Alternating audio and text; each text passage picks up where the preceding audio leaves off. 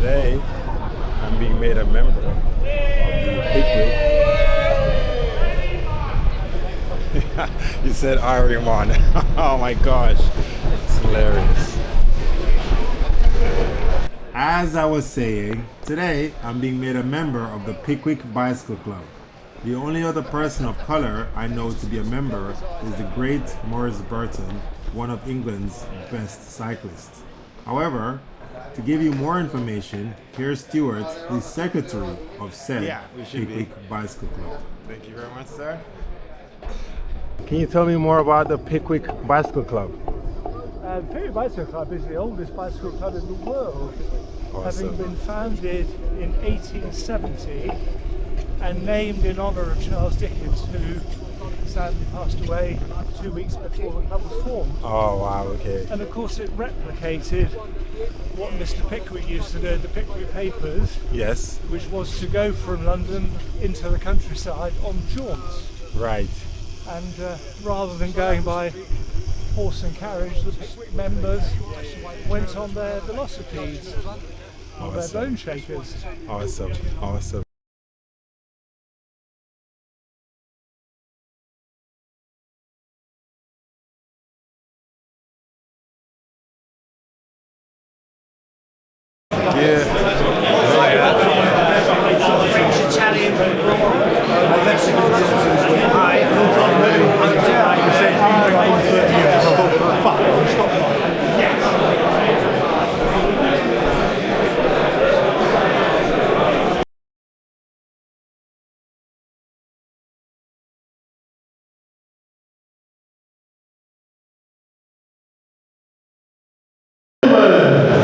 Gentlemen, can we please have a little bit of quiet? As with the traditions of our club, we've had to have a little practice sing, just to make sure everybody knows the words. So, over to you, Maestro.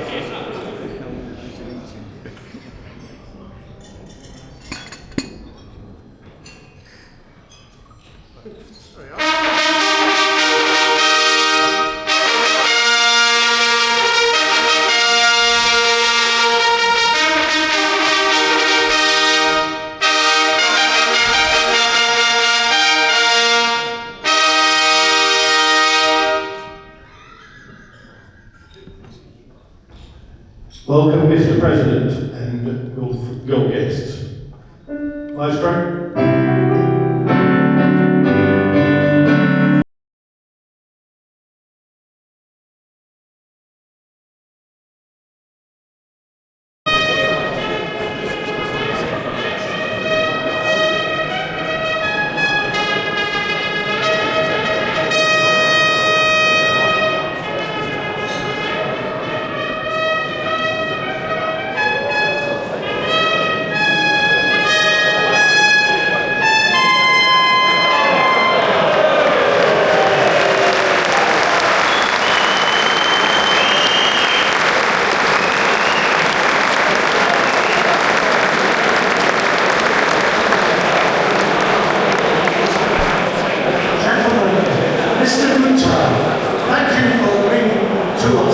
The original member, you are most welcome to join our lunch.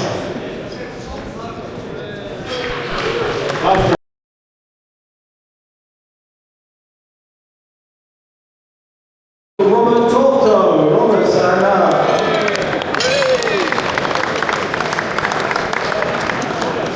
Having been a cyclist in central London for many years, Robert took to riding a high-wheel bicycle, which is his main form of transport around London. And I believe, was how he arrived today. It was. He arrived here on his penny farthing.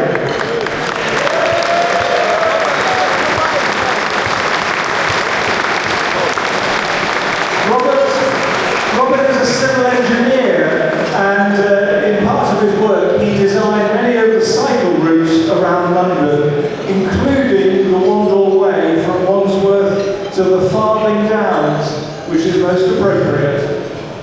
Your character appears in chapter 32. Bob Sawyer is hosting a bachelor party at his lodgings in the borough, and you, sir, are one of the attendees. You are described as a scorbutic youth in a long stock, and your behaviour indicates an aggressive nature. You interrupted a game of Van in dispute with Mr. Gonter, who is sat opposite you. A gentleman, Mr. Gunter, was a gentleman in a shirt emblazoned with pink anchors, in the course of which you intimated a burning desire to pull his nose. This disagreement was put aside, but later, after additional imbibing, you took it up again, and the situation escalated to talk of a duel, before the remainder of the guests remonstrated with both parties on the impropriety of their conduct. 3 o'clock. Insults were forgotten, compliments led to a further handshake. Everybody said that the whole dispute had been conducted in a manner which was highly honourable to both parties. We trust, sir, that you will avoid such confrontation when attending our events in the future, and you will hereafter be known at club meetings as Mr. Noddy.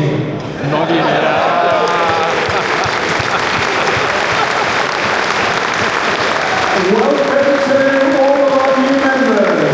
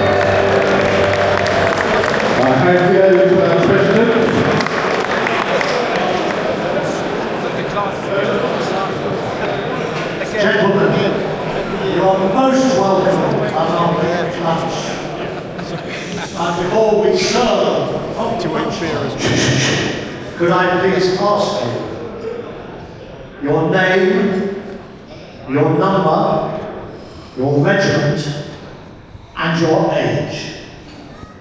23952648. Corporal Paul Whittick, age 77. Thank you, Corporal. I'm here, lads. One is 238855. 76 Sergeant Rafferty from the Airborne Gunners. And I'm 78. Just got one goal. And now we come to the vintage number. 23 H4 7695 Sergeant Rolfe, 80 years old.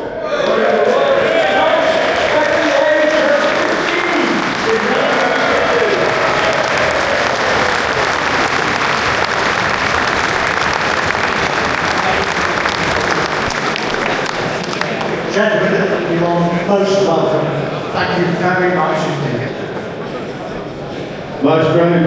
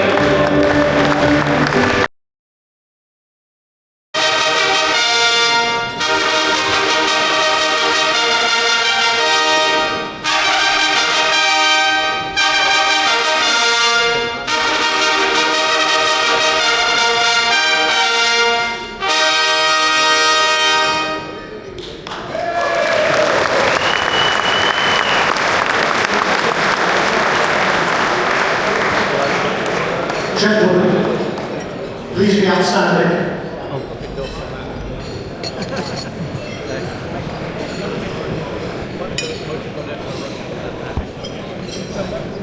Gentlemen, the King.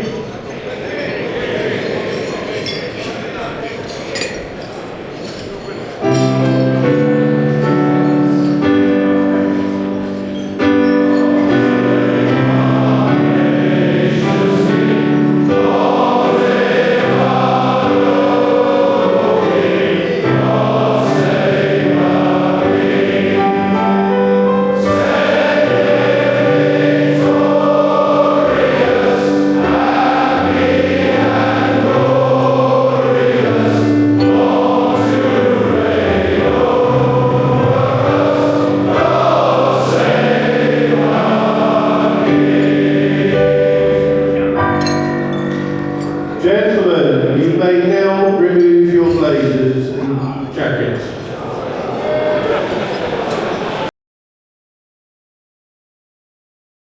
Unadulterated pure happiness is only available to small people. And he was interested in the enchanted place that is childhood. And I discovered that he loved his father, and his father had been in an enchanted place, and he'd born in one, born in Jamaica.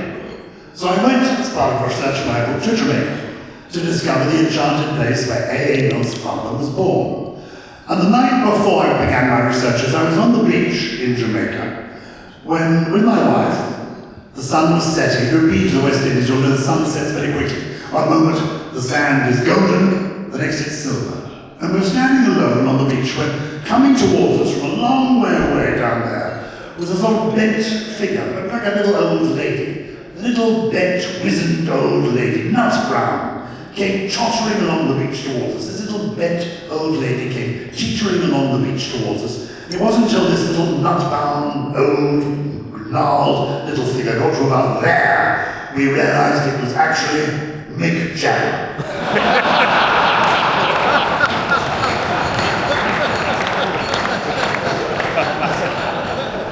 We were surprised too.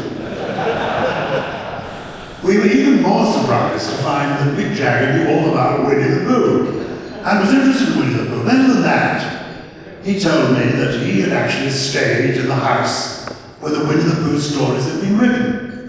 And this was because when A.A. died, the house went to his widow, and when the widow died, she sold the house. It's called Cottery Farm. She sold the house to Brian Jones, who with Mick Jagger was the founder of the Rolling Stones.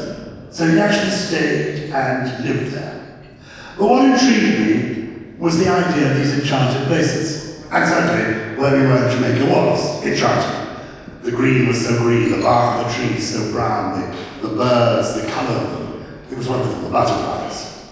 And then, interestingly, A. Mill himself wasn't brought up there, his father had his childhood, but A. Mill was brought up in London, where what A. Mill loved most was the freedom of the streets of London. He was born in 1882, before the advent of the motor car.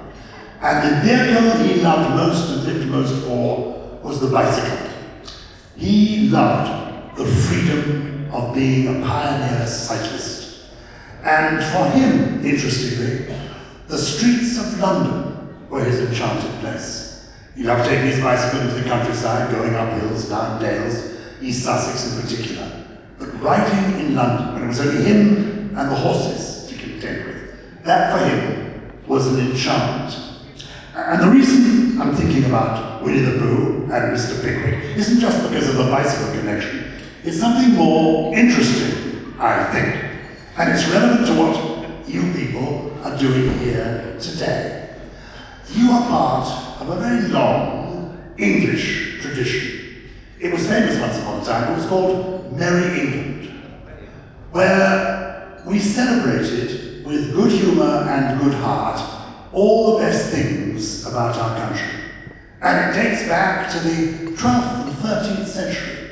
And if you look through our culture, the music, the songs, the theatre, you find Merry England pops up again and again. I give you William Shakespeare. A character like Sir John Falstaff epitomises Merry England.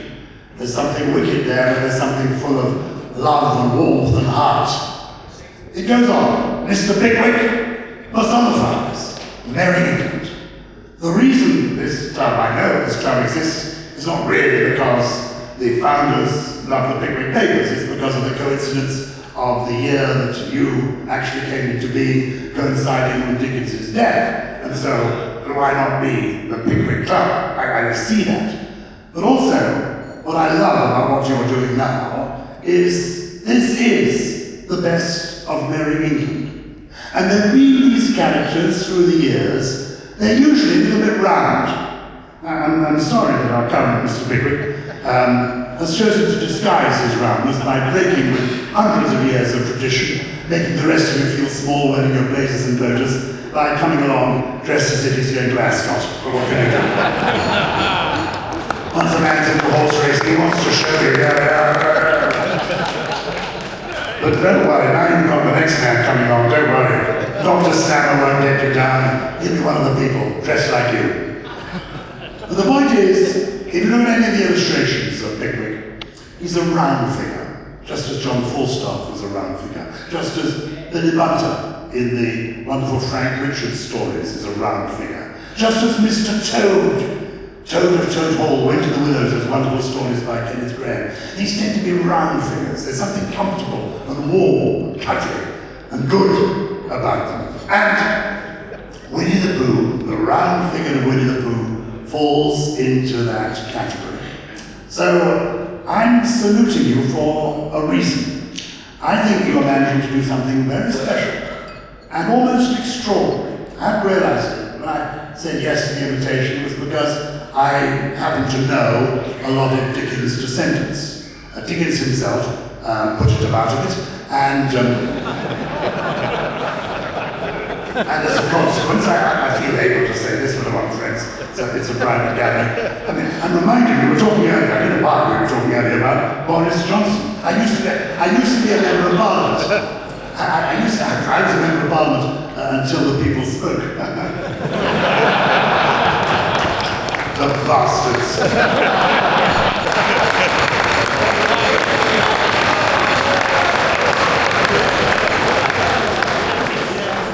As a consequence, I'm going to recite my poem all the same. I love poetry. It's a very short poem, it's only 4 lines. I love limericks. I've got a lot of limericks in my repertoire. The one I'm most fond of at the moment is this one. It goes like this. There was a young man from Peru whose limerick stopped at line 2.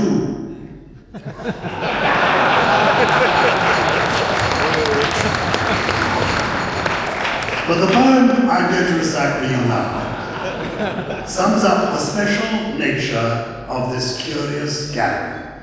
500 men from different walks of life, with loose connections, some of them through cycling, either as athletes or as would-be athletes or as mean to ride again one day, all through the work they do or just because they like coming along. But you come year in, year out to this strange gathering with the others during the year for fellowship, for friendship, for a sense of community, and also to touch base with something that for many other people doesn't exist anymore. You have not lost touch with Merry England. And that's something very special, very beautiful, very brilliant. That unless people are in this room, they wouldn't understand. And I'm sure when you tell people about this club, they don't quite get it, unless they come along to it.